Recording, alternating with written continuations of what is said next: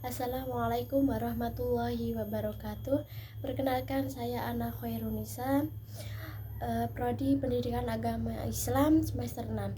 Baik, di sini saya akan mempresentasikan tentang materi akidah akhlak pada kelas 5 SD, yang mana pada mata kuliah telaah materi akidah akhlak yang diampu oleh Bapak dosen Fikri Farin MPDI.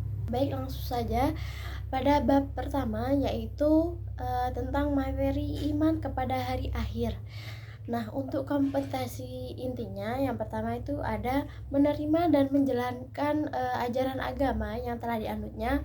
Kemudian yang kedua yaitu menunjukkan perilaku jujur, disiplin, tanggung jawab, santun, peduli, dan percaya diri dalam berinteraksi dengan keluarga, kemudian teman, guru, dan tetangganya. Kemudian yang ketiga yaitu memahami pengetahuan faktual dengan cara mengamati atau mendengar, melihat, membaca, dan menanya berdasarkan rasa ingin tahunya tentang dirinya, makhluk ciptaan Tuhan, dan kegiatannya, dan benda-benda yang dijumpainya di rumah, di sekolah, dan tempatnya bermain. Kemudian yang keempat yaitu menyajikan pengetahuan faktual dalam bahasa yang jelas dan logis, dalam karya yang estetis, dalam gerakan yang mencerminkan anak sehat, dan dalam tindakan yang mencerminkan perilaku anak yang beriman dan berakhlak mulia.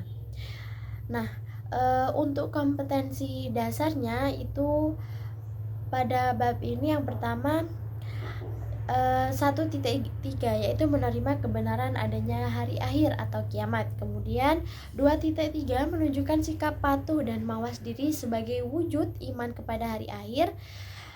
Kemudian menganalisis makna iman kepada hari akhir. Dan 4.3 yaitu mengomunikasikan tanda-tanda dan hikmah iman kepada hari akhir.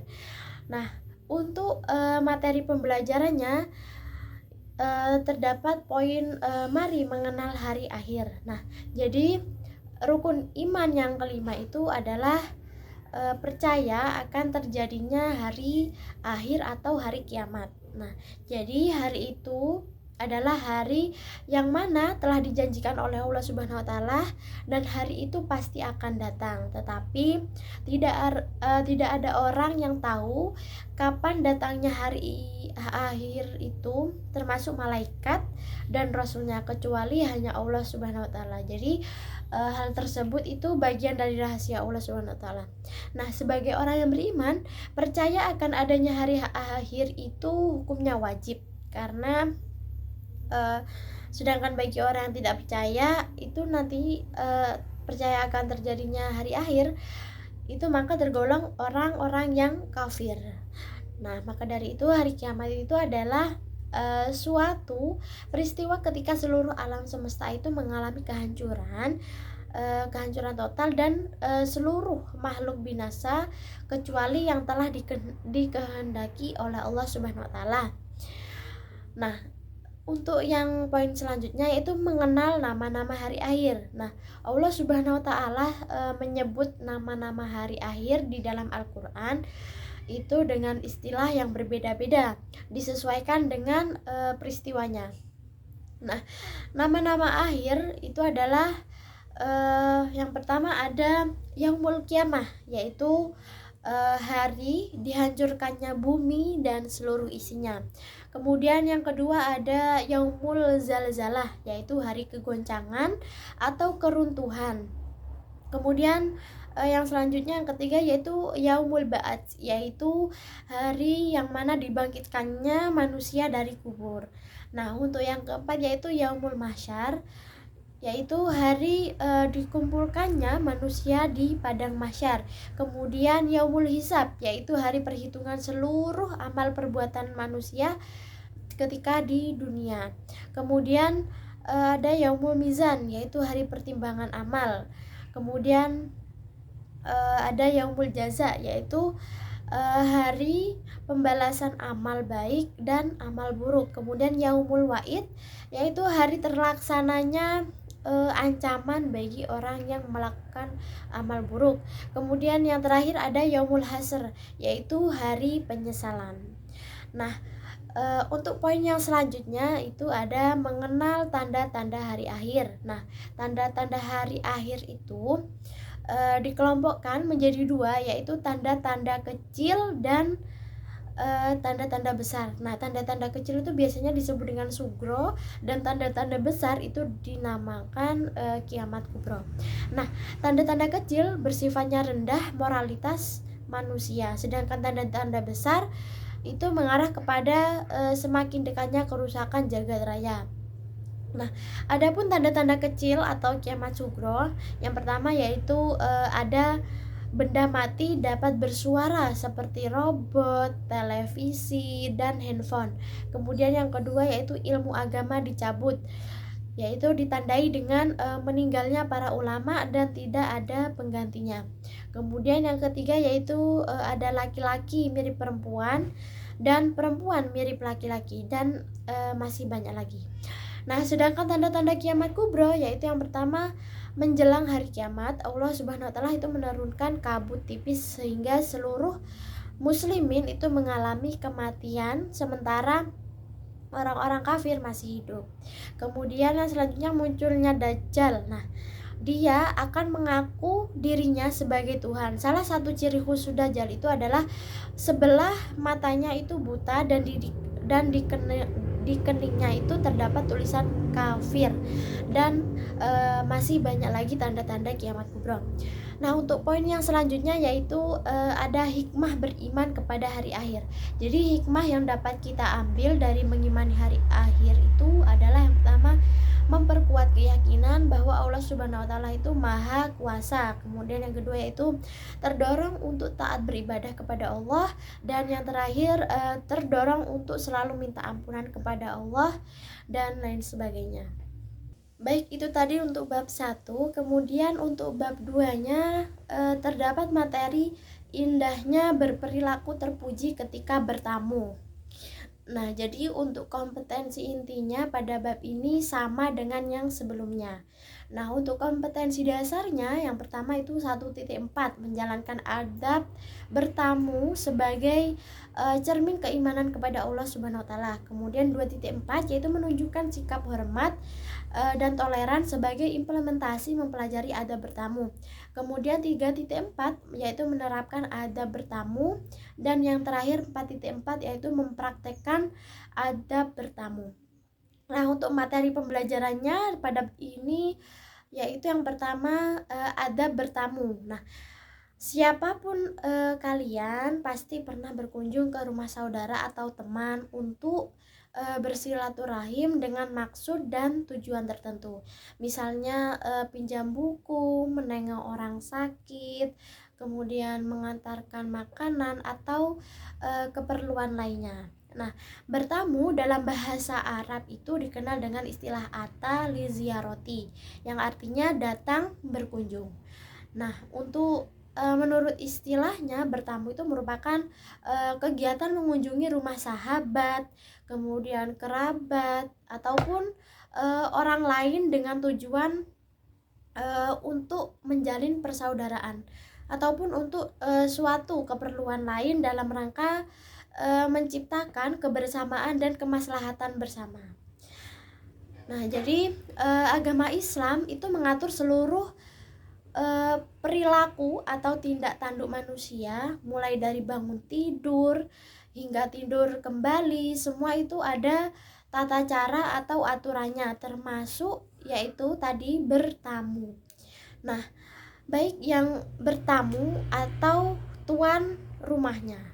Nah, pada adab bertamu yang pertama terdapat poin adab tamu. Nah, yang pertama ada adab tamu. Nah, ada beberapa hal yang perlu diperhatikan ketika bertamu. Yang pertama yaitu mengucapkan salam. Kemudian yang kedua meminta izin masuk. Kemudian yang ketiga posisi berdiri itu tidak menghadap pintu masuk. Kemudian yang keempat itu ada bertamu tidak boleh lebih dari 3 hari ya. Dan yang kelima yaitu kembali pulang ketika tuan rumah tidak mengizinkan masuk. Kemudian tidak memandang seluruh ruangan dengan penuh kecurigaan, dan yang terakhir menjawab dengan nama yang jelas jika pemilik rumah itu bertanya siapa. Nah, itu tadi adab tamu. Nah, untuk adab penerima tamu yaitu bertamu itu juga ada adabnya ya. Begitu juga bagi tuan rumah atau penerima tamu, juga harus punya perilaku yang baik juga. Nah, ada beberapa adab bagi penerima tamu yang perlu diperhatikan, yaitu antara lain yang pertama, memuliakan tamunya sesuai sabda Rasulullah yang artinya dan siapa saja yang beriman kepada Allah Subhanahu wa taala dan hari akhir, hendaklah ia memuliakan tamunya. Hadis riwayat Bukhari dan Muslim. Kemudian yang kedua yaitu jangan menunggu sampai tamu itu datang. Sebaiknya kita itu memasak makanan atau kemudian mengundang orang untuk datang lalu makan bersama, seperti itu. Kemudian yang ketiga yaitu disunahkan bagi tuan rumah menemani tamu ketika makan. Kemudian yang keempat, hak seorang tamu untuk dilayani itu adalah selama 3 hari. Selama itu tuan rumah dianjurkan menghormati dan melayani tamu dengan sebaik-baiknya. Kemudian yang kelima yaitu jangan sekali-kali menyusahkan tamu. Nah, maka dari itu disunahkan melayani keinginan tamu. Kemudian bila tamu akan pulang, maka disunahkan bagi tuan rumah untuk mengantarkannya sampai ke pintu rumah. Nah, itu tadi ada bertamu. Kemudian yang selanjutnya itu waktu untuk bertamu. Jadi bertamu dengan niat silaturahim itu merupakan ibadah dan akan banyak manfaatnya. Nah, agar bertamu kita tidak merugikan dan menjadi indah, hendaknya adab-adab sesuai syariat itu harus diperhatikan dan diamalkan atau dilakukan. Karena salah satunya itu adalah memilih waktu yang tepat untuk bertamu. Nah, ada waktu yang pas untuk bertamu, namun ada waktu-waktu yang tidak tepat untuk bertamu dan harus dihindari. Yakni yang pertama, waktu sebelum sholat subuh itu tidak boleh ya. Kemudian yang kedua yaitu waktu sholat atau waktu zikir serta membaca Al-Quran. Kemudian yang ketiga yaitu waktu istirahat atau tidur siang dan setelah sholat isya atau malam ya. Kemudian hikmah bertamu. Nah, apabila ada bertamu ditegakkan dengan baik, maka akan mendapatkan manfaat atau hikmah yang besar bagi orang bertamu atau orang yang penerima tamu, kedatangan tamu, seperti itu. Nah, ada beberapa hikmah bertamu, yaitu diantaranya yang pertama, bertamu dengan adab yang baik itu dapat menumbuhkan sikap toleran terhadap orang lain dan menjauhkan sikap paksaan, tekanan, ancaman, dan lain-lain. Kemudian hikmah yang kedua, Islam itu memandang setiap orang mempunyai persamaan dan kesesuaian dalam berbagai hal dan kepentingan. Kemudian yang ketiga yaitu bertamu dan menciptakan perdamaian dan mempererat persaudaraan. Kemudian yang keempat, bertamu sebagai sarana untuk berdakwah dan menciptakan kehidupan masyarakat yang bermartabat. Dan yang terakhir, hikmah yang terakhir yaitu diluaskan rezeki dan dipanjangkan umur untuk beribadah, serta biasanya mereka tersenyum, maka mereka memperoleh kebaikan karena memberi senyum itu termasuk sedekah. Nah, itu tadi bab 2. Untuk yang selanjutnya, yang terakhir yaitu bab 3, tentang materi indahnya berakhlak terpuji, yaitu disiplin dan mandiri. Nah, untuk kompetensi dasarnya yaitu 1.9 mengamalkan sifat disiplin dan mandiri sebagai perintah Allah.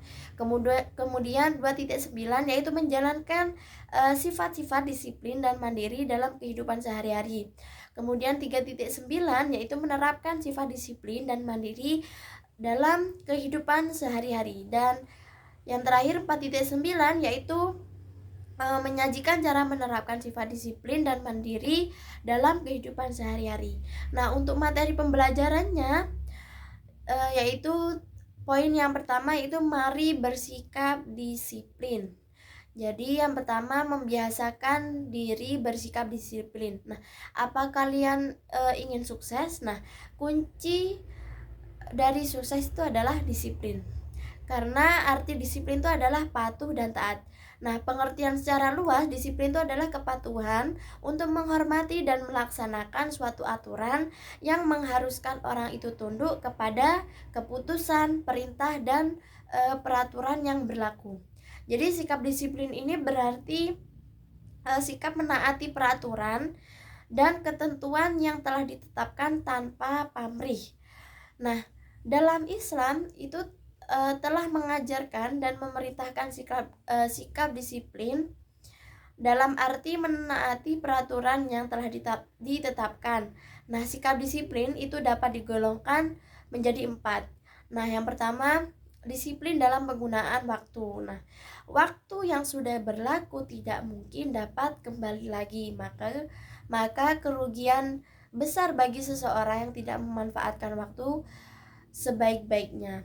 Nah, contoh nih, peristiwa yang berhubungan dengan kedisiplinan.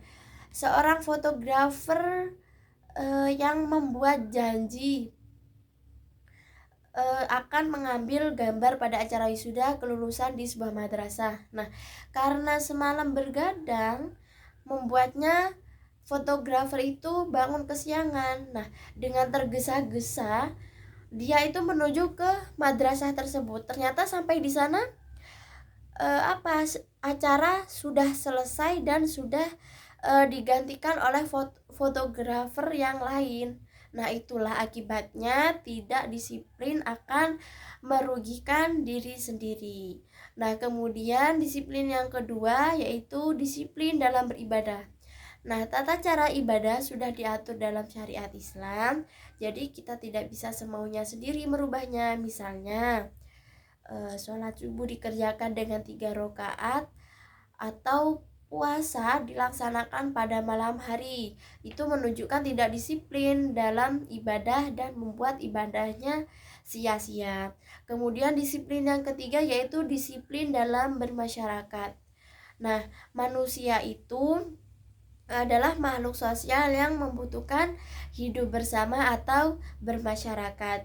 Jadi kehidupan masyarakat itu telah memiliki norma-norma dan nilai-nilai serta peraturan yang harus ditaati bersama untuk menciptakan kehidupan masyarakat yang aman, kemudian harmonis, tentram, dan damai. Jadi hal itu bisa terwujud apabila anggota masyarakatnya itu disiplin dalam menaati peraturan.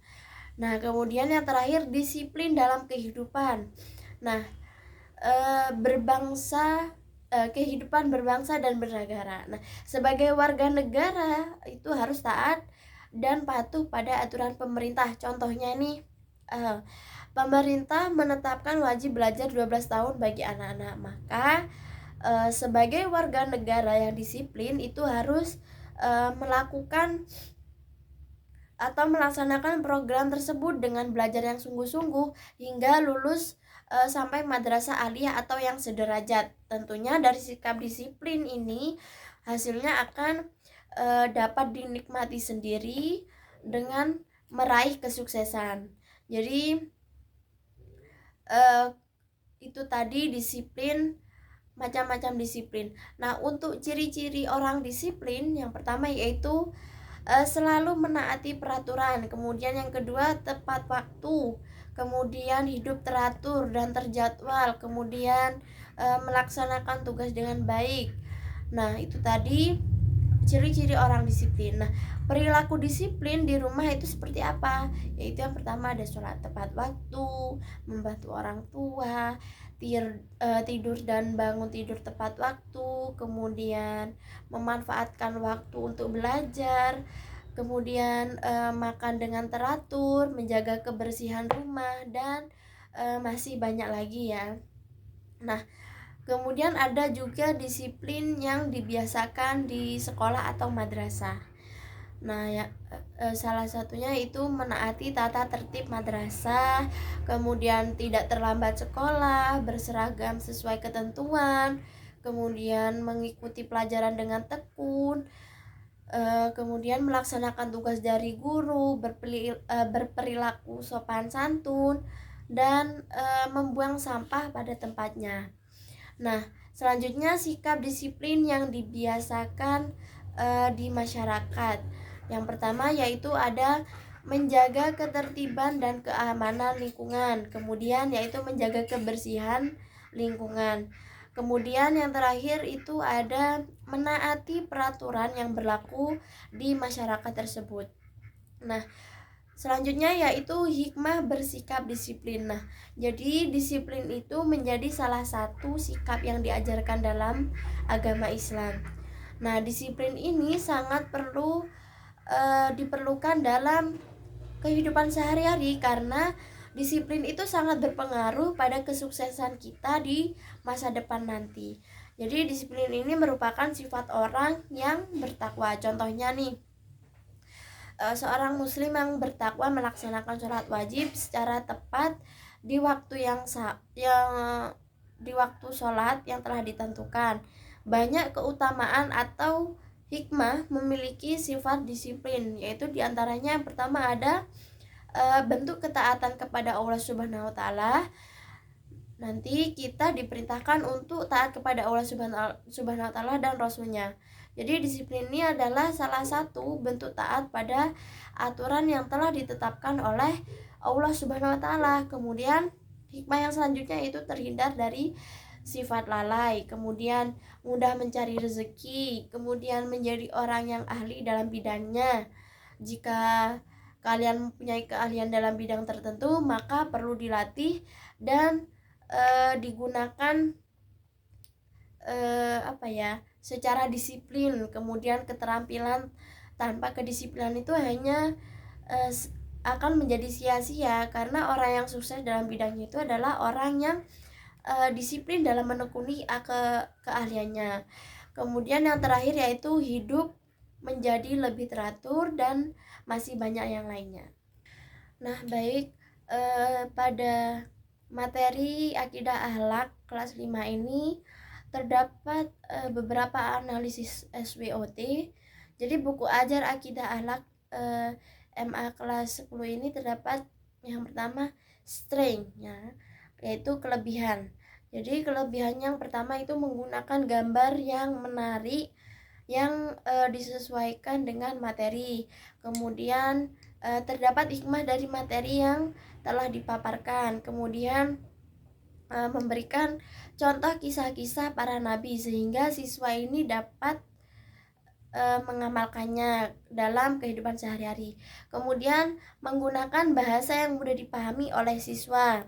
Dan yang terakhir yaitu terdapat rangkuman yang memudahkan siswa untuk mengingat atau mempelajari materi dalam bab ini.